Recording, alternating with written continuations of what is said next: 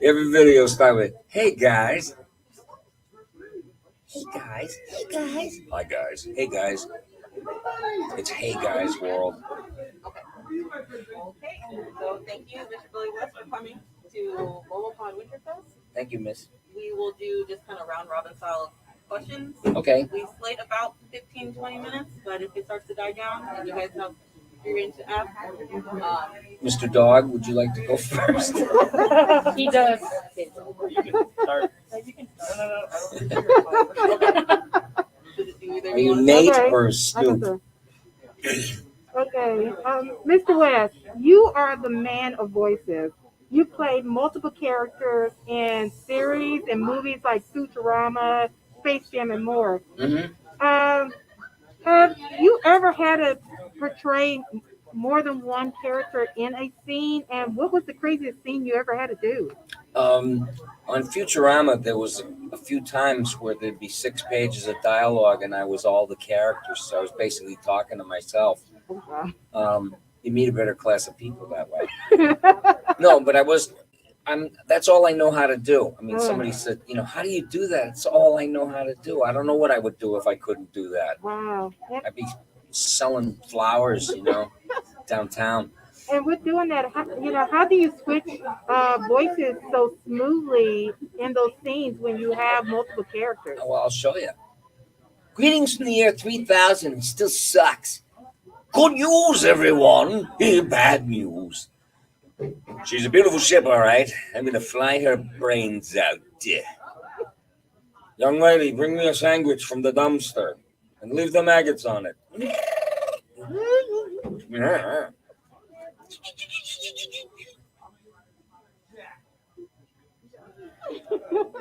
Okay. So, Mr. West. Yes. Mr. West. So, my dad's Mr. West. Well, I'm thinking Kanye West. Good morning, Mr. West. So, as far as the characters that you voice, which one in particular would you say is most close to the heart, personality-wise or whatnot? I guess I would have to say Philip J. Fry, because when I was doing the characters, coming up with the voices, it dawned on me that some of them are so over the top that like impressionists could learn how to do them and stuff. And I said, but for Fry, I used what I sounded like when I was 25 years old, because I remember what I sounded like. I was whiny and nasally and complainy. I played in a band. Oh man, I broke a string. Shit. Well, now what am I gonna do? And I said, there's a voice no one can take. No one, you can't. There's nothing there, except that it's perfect for Fry. Yeah. I wish I could tell you a favorite or anything like that, but it's like I've been so lucky to have such rich characters, like to play with, that they're all delightful, enjoyable, every one of them. I mean, you even had the pleasure of doing both Elmer Fudd and Bugs Bunny, like in Space Jam and several other movies. Yeah, and I got to work with Michael Jordan too, Doc. The closest thing to a religious figure that we have. And I mean, you had, of course, Michael Jordan. You had so many stars in there along with yourself. And then you've done all these movies with those iconic characters. So. I got paid in carrots too. Okay. What am I gonna do with these? But does it make you feel nostalgic? Bugs Bunny is this icon within the United States. All over the world, really, exactly. for probably close to 80 years, 70 years. And you've been playing them for so many years. I didn't do it for the latest movie. Okay. I did it for Space Jam. Okay, just the first one. Yeah. Okay. Oh. I mean, why mess up a good thing? You should. That's why the second one. All I know is my stock went way up the minute that movie came out. And the movie didn't do that well. They should. That's how you knew. You know what? They needed you in it. No, they tried to stuff in every possible cultural reference under the sun, and they didn't need to do that. Yeah. They were trying to get everybody that grew up on Space Jam and the newer generation all together. And But people aren't. I don't know. I could. I don't know. I'll talk myself out of a future job if I say that. Don't do that. First of all, good afternoon, sir. Good afternoon. So how does it feel like coming into MomoCons and all these different cons? Omicron? MomoCon. Oh.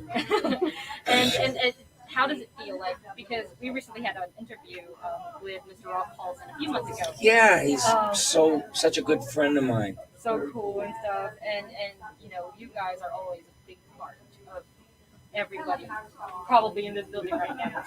Wow. It's childhood. So how does it feel coming in, you know, visiting, being a guest, speaker, and such? Just feeling for you. To know that I raised you, Pretty much. you look like you grew up okay to me. You don't have screwed up brain waves or anything. you raised all of us in here. You don't have meth in your pocket or fentanyl. No, you look like you're doing okay. No, it's strange. It's very surreal. Like when I first started hearing my voice coming out of every television and every radio, I said, this is surreal. I had to compartmentalize when I watched Futurama. I had to pretend like I had nothing to do with it so that I could enjoy it without feeling like, oh, you blew that. You could have done it 20 times better. You know, and it's like, no, you got to give birth. It's the creative process. You know, you keep going, I wish I had another chance to go back and do it. No, you can't.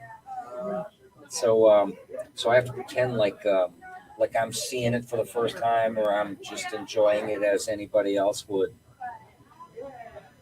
And I love the show because of the writing primarily. You know, new takes on jokes. I mean, just like new approaches. Somebody said to Fry, "Hey Fry, I heard beer makes you stupid." And he goes, "No, it doesn't." And they said to the director, David Cohen, I said, "David, no, it doesn't." He goes, "Please read it as written." I said, "Okay, I'll be back for the $800 fix-it fee or whatever." And then I saw it on TV and I went, ah! And it was the best acting I ever did because I didn't know what I was saying. And Fry doesn't know what he's saying, basically. So it was perfect. This question. Yes. Out of all the characters that you voiced, have you ever cosplayed as any of them? No. No, man, I'm 70 years old. What do I want to do that for? Hey, How do you go to the bathroom? Depending on which costume. Yeah. And what goes on in there? I don't even know what goes on in those costumes. Full-grown men. Oh, well. It's fun, ain't it? I'd rather see them running around in costume than like out, you know, doing drive-bys and stuff.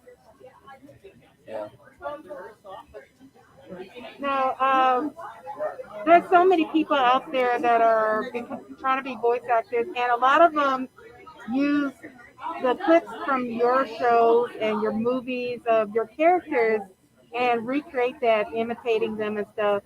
How do you feel when you hear people doing their version of Fry and stuff, coming up to you and talking in your characters' voices? It gives me the creeps. No, I love it. Are you kidding me? What are the odds that people would know your work? You know, let alone know who you are. I mean, like, the odds are 1 billion to 1 that people would be that influenced by it. And I think not only did I raise like a whole mess of people, but I think I raised a whole, like 1,000 or so people that want to be voiceover people. And me and Rob Paulson talk about that. Me and Tom Kenny, SpongeBob talk about that. Yeah, it's like grateful. Grateful. How does it make me feel? I'm grateful. Yeah. Have you had Very any lucky. other voice actors come up to you and said, "I was inspired by you, I looked up to you," kind of thing? Yes. Yeah. And I don't know what to say. I get all.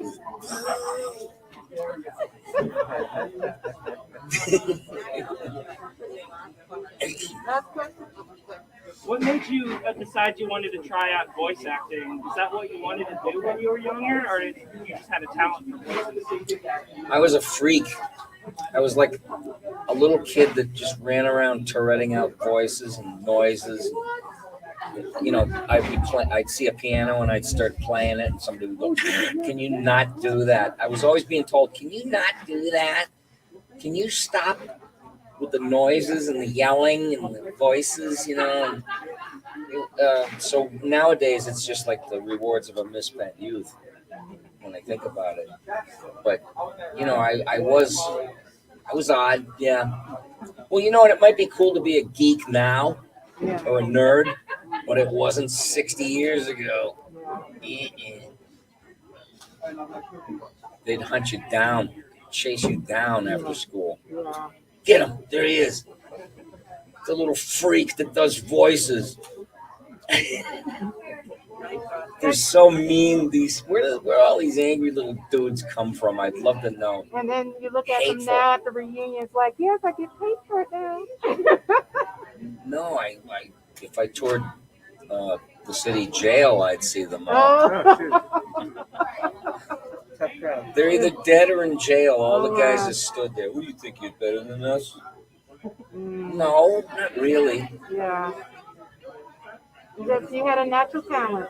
Yeah, lucky me. I don't know how to do anything else. Honest to God, I was on the autism spectrum, like high functioning, and my dad thought I was stupid, and I used to get beat around, and I just didn't. Everything was so hard for me to figure out. I had to process everything upside down, backwards, you know, and then until I reprogram myself or think about things in a different way. But all those kids, they have gifts. Yeah. You know, there's these storerooms up there that a lot of people don't have. The autistic kids, if they find the key to that, there's gifts in there. Yes. That's my own take on it. Yeah. Definitely agree. Oh, these gifts, you know, it's a good thing that there is cartoons, or I would be, I don't know what I'd be doing. I'd be driving a truck full time. You're so lovely with it. Okay, I know Renee said that was our last question. Renee? We're good on time, sir. Okay. I know you said that was our last question, so we wanted to make sure. It has to be very fast. Okay. As far as right now, what do you have in the works that's in the pipeline coming? I'm still doing a show with Matt Groening called Disenchantment. Yes. And I'm having so much fun because the characters are just beautiful, just like everything else he creates. And I'm in awe, you know, and just feel, again, lucky to be included in that. And let's see, I'm still doing the M&M's commercials. Do you know every Christmas on TV you see this commercial with the M&M's and Santa Claus? Mm-hmm. Do you know how long ago that was that I made that? Like 28 years ago. He is real. Yeah, that shows how iconic you are. Huh? That shows how iconic you are. Yeah. She was part of the American landscape. Exactly. Like Lysol. Okay, so that is our time. Thank you so much, everybody. It goes like so fast. Yeah. I gave the full 20, I think. So thank you. Thank you.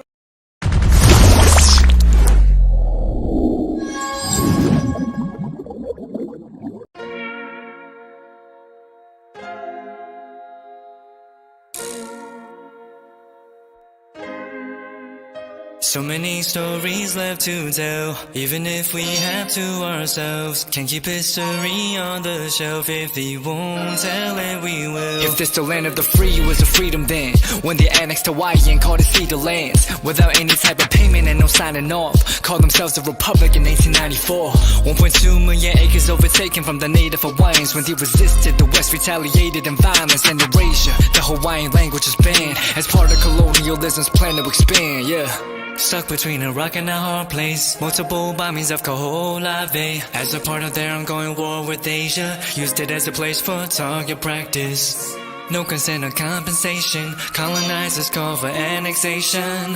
No work out for all the locals. School will never let you know. So many stories left to tell, even if we have to ourselves. Can keep history on the shelf. If we won't tell it, we will. Too many stories left left to tell. Even if we have to ourselves, can keep history on the shelf. If we won't tell it, we will. So if we put Hawaii into perspective, well, Black and Asian history is interconnected. Considering the fight with the Pacific, then of course versus Asia, they was treated as a middleman for war, but didn't let the Western colorism run its course. Cause dark skin was a sign of dignity to core. The land was taken in the name of capitalism, when prior to it was an actual kingdom. Clap back at the system. Stuck between a rock and a hard place. Multiple bombings of Kaho'olawe as a part of their ongoing war with Asia. Used it as a place for target practice.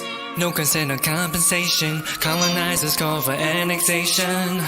The work out for all the locals. School never let you know. So many stories left to tell. Even if we have to ourselves, can keep history on the shelf. If we won't tell it, we will. Too many stories left to tell. Even if we have to ourselves, can keep history on the shelf. If we won't tell it, we will. So many stories left to tell. Even if we have to ourselves, can keep history on the shelf. If we won't tell it, we will. Too many stories left to tell. Even if we have to ourselves, can keep history on the shelf. If we won't tell it, we will. We will.